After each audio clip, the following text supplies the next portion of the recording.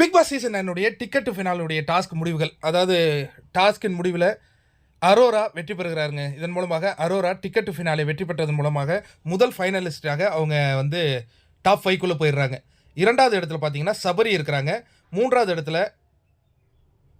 சுபிக்ஷா 44, இன்னொருத்தவங்க விஜய் பாரு அவங்களும் 44. அதுக்கு அடுத்தது சாண்ட்ரா 41, கமருதீன் 37, திவ்யா 37, விக்கல் விக்ரம் 36, கானா வினோத் 29 பாயிண்ட்டுகள். இது வந்து இந்த 8 டாஸ்கின் முடிவு. 8 டாஸ்க் தான் நடந்திருக்கு அப்படிங்கிறத நம்ம கரெக்டாக செக் பண்ணிட்டோம். இதன் மூலமாக அரோரா சின்க்ளேயர் வந்து டிக்கெட் டு ஃபினாலே ஜெயிச்சிருக்காங்கங்க. அதாவது நீங்கள் அரோரா பார்த்தீங்கன்னா 7வது பாயிண்ட் ஜிகே பாயிண்ட்டில் அவங்க 9 பாயிண்ட் எடுத்திருக்காங்க. முதல் ரவுண்டு சுபிக்ஷாவும் அவங்களும் ஆடுவாங்களே, கிட்டத்தட்ட 6 மணி நேரம் நல்லா பண்ணியிருந்தாங்க.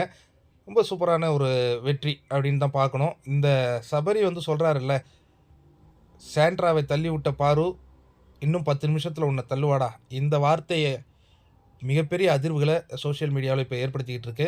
இது எதிர்பார்க்கவே இல்லை பார்வதி இதுமாரி செய்வாங்கன்னு.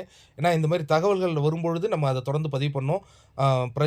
பிரஜனுடைய வார்த்தையை வச்சு நம்ம கண்டிப்பாக காலையிலேயே அதை வீடியோ போட்டிருந்தோம்.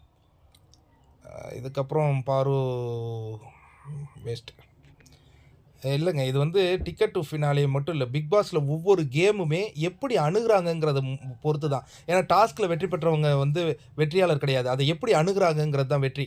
இந்த இடத்துல நான் உண்மையாலே வெற்றியாளராக பார்க்கறது சபரியை. என்ன காரணம்னு பார்த்தீங்கன்னா, தான் இந்த டிக்கெட் டு ஃபினாலே ரேஸில் இருக்கிறோம் அப்படின்னு தெரிந்தும், வெற்றி பெறும் நிலையில் இருக்கிறோன்னு தெரிந்தும், அந்த சாண்ட்ராவை தள்ளிவிட்டு அவங்களுக்கு அந்த உடல்நிலை பாதிக்கப்பட்ட போது கேம் முக்கியம் இல்லை, மனிதாபிமானம் தான் முக்கியம்னு ஒரு முடிவு எடுத்தார்ல, அவர் உயர்ந்து நிற்கிறார் சபரி.